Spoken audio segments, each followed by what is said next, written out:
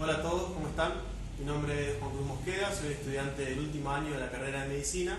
Bueno, la idea es exponer una serie de temas médicos que van a ser relevantes para cualquier persona que estudie Ciencias de la Salud o para cualquiera que esté interesado en este tipo de temas. Entonces vamos a comenzar hoy con trastornos del equilibrio ácido-base. Y antes que nada, aclarar una serie de parámetros que nos van a acompañar durante el desarrollo del tema. Estos son el pH, que en el ser humano van del rango de 7,38 a 7,42. El bicarbonato, que va de 22 a 28 mil equivalentes por litro. Y la PCO2, que va de 38 o 42 milímetros de mercurio.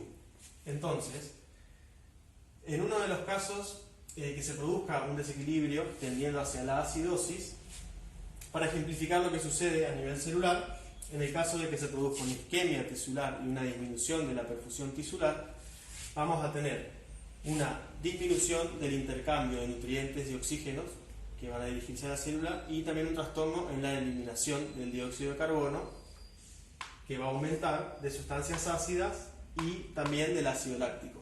Entonces, esto nos va a producir una disminución del pH intracelular y una disminución del ATP. Si esto se perpetúa en el tiempo, si continúa este proceso de isquemia tisular y disminución de perfusión, vamos a conducirnos hacia la autólisis y muerte celular. Cabe aclarar que puede que no se modifique el pH plasmático, sino solamente el pH intracelular en el caso de una acidosis local, ¿sí? Y un concepto que es importante también es que la cantidad de ácido o de base producidos en el día tiene que ser igual a la excretada. Posteriormente vamos a hablar de los mecanismos que permiten esto. Y otro concepto que es muy importante es que el pH va a ser directamente proporcional al bicarbonato e inversamente proporcional al dióxido de carbono. Es importante que esta regla la tengan presente durante todo el transcurso del tema, pero bueno, después lo van a entender mejor. Continuando con la clase entonces, los disturbios ácido-básicos que llevan una reducción del pH plasmático, es decir, que producen una acidemia, van a ser llamados de acidosis. Ahora bien, estos disturbios ácido-básicos pueden ser o metabólicos o respiratorios. Siempre aclarando que el bicarbonato va a ser tenido en cuenta como un elemento básico, es decir, que lleva, en caso de su acumulación, a la alcalosis, a un aumento del pH, y el dióxido de carbono, el CO2, como ácido. Entonces, en el caso de que se produzca un aumento de CO2, al ser ácido, disminuye el pH y nos lleva hacia una acidosis. Entonces, en el metabólico, la alteración primaria es de los niveles de bicarbonato y en el respiratorio, la alteración primaria es en los niveles de dióxido de carbono. Entonces, ¿cómo hace el organismo para contrarrestar estas alteraciones en el equilibrio?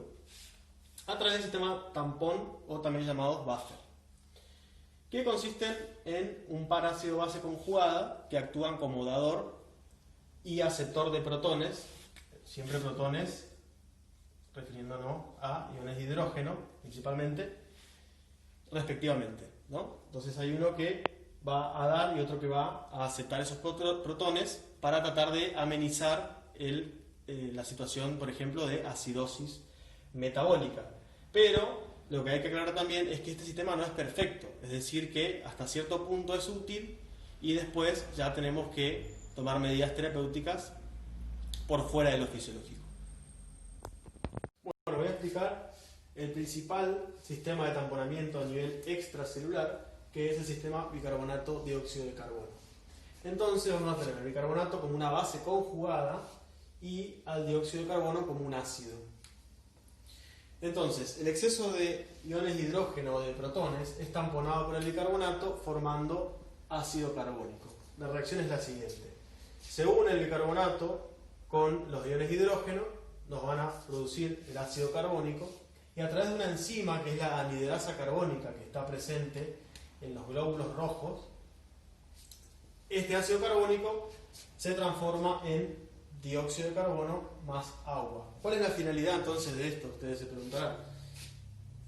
Que el dióxido de carbono puede ser eliminado posteriormente por la ventilación alveolar a nivel respiratorio y, como habíamos dicho, el dióxido de carbono funciona como un ácido, entonces al disminuir los niveles de dióxido de carbono, lo que haríamos es producir un aumento del pH para compensar una situación, por ejemplo, de acidosis metabólica. ¿Qué es lo que sucede con esto? Que luego de 2 o 3 horas, las células y los huesos contribuyen para este taponamiento y los protones se van a intercambiar por otros iones como sodio y potasio. Bueno, continuando con los sistemas buffer, en este caso vamos a hablar del buffer intracelular, y los huesos van a contribuir también a minimizar esos disturbios.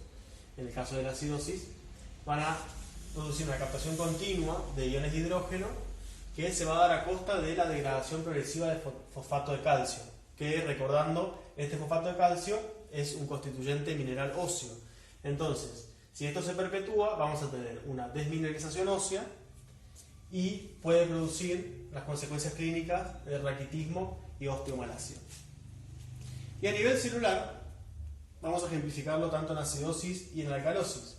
En acidosis, lo que se va a producir es un intercambio de iones hidrógeno con potasio. Entonces lo que va a suceder es, a nivel extracelular vamos a tener un aumento de iones de hidrógeno, porque estamos en acidosis.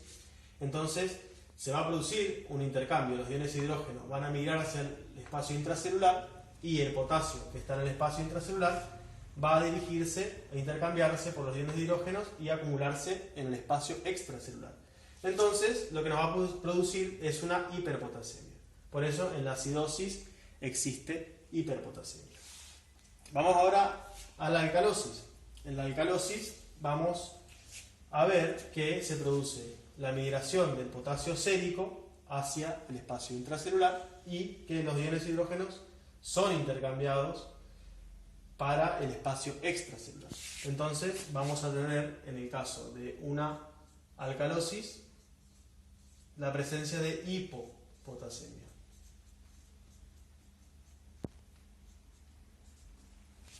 Vamos a hablar ahora de la respuesta compensatoria que ocurre ante una alteración del pH plasmático, y la función de esta respuesta compensatoria es mantener la relación bicarbonato y dióxido de carbono, es decir, nuestras bases y nuestros ácidos, ¿sí?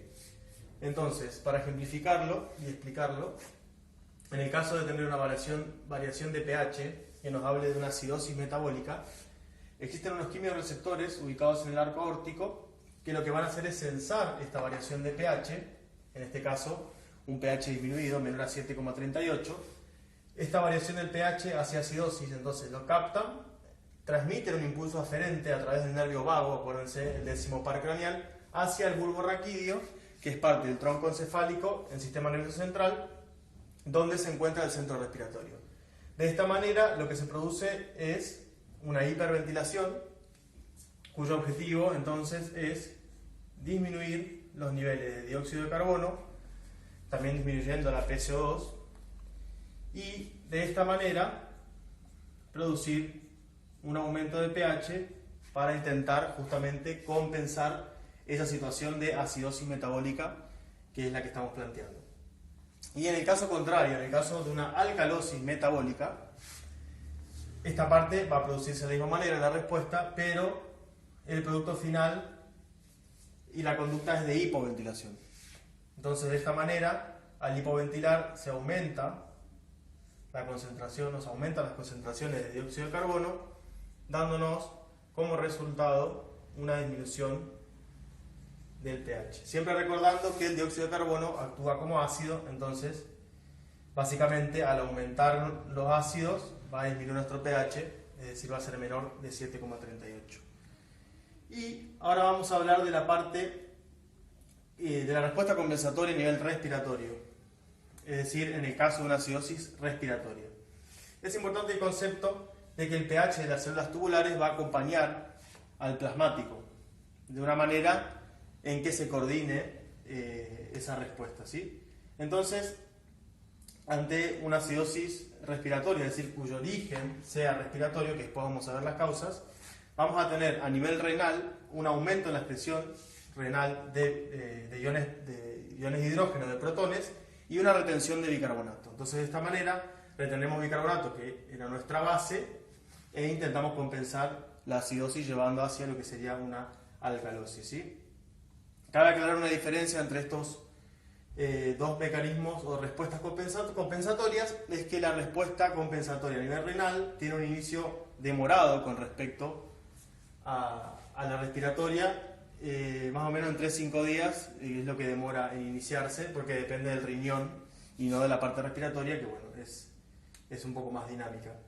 Y también tenemos el caso de la alcalosis respiratoria, donde como respuesta compensatoria a nivel renal vamos a tener una disminución en la excreción renal de iones de hidrógeno y un aumento en la pérdida de bicarbonato, es decir, de bases, para intentar compensar esta situación, ¿sí? Perder bases a través de los riñones y disminuir también la excreción, ¿sí? Para conservar los iones de hidrógeno y de esa manera tratar de elevar el pH, que en este caso está elevado por una alcalosis. En los riñones diariamente se eliminan de 50 a 100 mil equivalentes de iones de hidrógeno, y para cada ion de hidrógeno secretado en la luz tubular, un ion bicarbonato es regenerado al plasma. Por eso podríamos denominar este proceso como regeneración renal de bicarbonato. Es un concepto que nos va a ayudar para los temas que siguen, ¿sí? Entonces, en la célula del túbulo colector, en el riñón, a nivel de su membrana luminal, es decir, la membrana que está en contacto con la luz, tenemos una bomba que es la de ion de hidrógeno ATPasa. Esta produce una secreción tubular de iones de hidrógeno y por lo tanto el pH urinario es más ácido que el pH plasmático, aproximadamente de 4,5. Bueno, seguimos entonces hablando de la excreción de ácidos a través de los riñones. Otro mecanismo, y el principal mecanismo, es excretar los iones de hidrógeno ligados a bases urinarias. La principal base urinaria es el amoníaco. El amoníaco se va a unir con los iones de hidrógeno y nos va a formar amonio, que es el producto final y es lo que se excreta en la orina. El amoníaco entonces es producido en las células tubulares proximales y este mecanismo puede incrementarse hasta 10 veces en el caso de producirse una acidosis metabólica y puede verse visto suprimido en el caso de las alcalosis.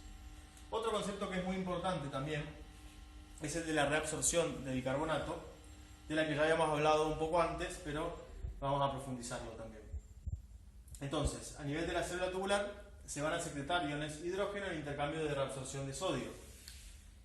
Estos iones de hidrógeno se unen al bicarbonato y nos van a producir dióxido de carbono más H2O.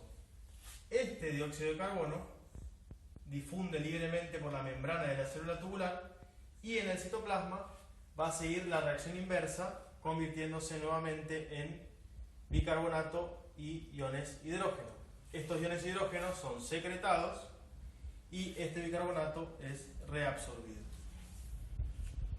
Bueno, continuando entonces con el concepto de reabsorción de bicarbonato, en caso de una alcalosis metabólica, con por ejemplo, un valor de bicarbonato mayor a 28 mil equivalentes litro, se va a producir una bicarbonaturia, es decir, eliminación de bicarbonato por orina, y podemos afirmar de esta manera que el umbral de reabsorción se ve superado, ¿sí? Entonces falla ese mecanismo normal de reabsorción y se elimina para tratar de compensar el estado, ¿sí? Bueno, ahora vamos a hablar de los conceptos buffer base y base excess o exceso de bases. El concepto de buffer base se refiere al total de bases del organismo, en este caso sería el total de bicarbonato y de tampones eritrocíticos, hemoglobina y fosfato. El valor normal es de 48.000 equivalentes litros. Y el otro concepto que es muy importante también porque está relacionado con la gasometría arterial, que después lo vamos a desarrollar y hacer algunos ejercicios, nos habla entonces de una variación del buffer base del paciente en relación al buffer base normal, que habíamos dicho que era de 48. Entonces, teniendo en cuenta esto, si nos da positivo, significa de que las bases se nos van a acumular. Esto se va a dar, por ejemplo, en una alcalosis metabólica aguda y también se ve en una respuesta compensatoria ya de una acidosis respiratoria crónica, ¿sí? En ese caso, en esos dos casos se nos van a acumular las bases, entonces nos va a dar un base excess positivo, ¿sí? Y va a ser negativo cuando hay un déficit de base. Esto está ejemplificado o se ve en la acidosis metabólica o también en la respuesta compensatoria de una alcalosis respiratoria crónica. Entonces, estos conceptos los vamos a usar más adelante. La acidosis metabólica pura es definida por niveles de bicarbonato inferiores a 22 mil-equivalentes al litro y un pH inferior a 7,35. Entonces, va a existir un exceso de iones de hidrógeno no derivado de dióxido de carbono, o puede existir una pérdida de bicarbonato, ya sea urinario, a nivel urinario o gastrointestinal. Eso nos va a ayudar para razonar posteriormente las causas, ¿sí? Entonces, las causas se dividen de acuerdo a la patogénesis. Tenemos dos grupos principales. El grupo 1 con un anión GAP elevado, o también denominadas normoclorémicas, y se explica de la siguiente manera. Toda sustancia ácida tiene una capacidad de disociarse en iones hidrógeno y una base aniónica, que en este caso sería el lactato. Entonces, los protones liberados consumen el bicarbonato del plasma y van a llevar a una acidosis, y el anión formado se va a acumular, en este caso el lactato se acumula, produciendo una elevación del anión GAP, que voy a explicar qué significa este concepto. Bien, para mantener el equilibrio electroquímico del plasma, el total de aniones tiene que ser igual al total de cationes, ¿sí? Entonces, como principal representante dentro de los cationes, el sodio es el que se encuentra en mayor cantidad, y tenemos otros cationes no medidos como el potasio, el calcio y el magnesio. Con respecto a los aniones, que tienen una carga eléctrica negativa, tenemos como principales representantes el cloruro y el bicarbonato, y también aniones no medidos, y dentro de estos se incluyen los cetoaniones de cuerpos cetónicos. Por eso la cetoacidosis diabética es una causa de acidosis metabólica dentro del grupo 1. Tenemos también la albúmina, el sulfato y el lactato, del que habíamos hablado anteriormente, que era la base aniónica, ¿se acuerdan? Bueno, entonces, a partir de este concepto podemos hablar de la equivalencia eléctrica del plasma, que se resume por esta fórmula, que sería sodio igual a cloruro más bicarbonato más el anión GAP, ¿sí? Y de esto se deriva la fórmula del anión GAP, que van a ser esos aniones que no se han medido, ¿sí? Y es sodio menos cloruro más bicarbonato, ¿sí? Entonces, el valor normal va a ser de 8 a 12 miliequivalentes litro, ¿sí? Entonces esto nos va a ayudar a diferenciar entre el grupo 1 y el grupo 2. Y ahora vamos a poner un ejemplo de un paciente cirrótico o con insuficiencia hepática, teniendo en cuenta que por cada gramo de albúmina que disminuye, va a aumentar en 2,5 miliequivalentes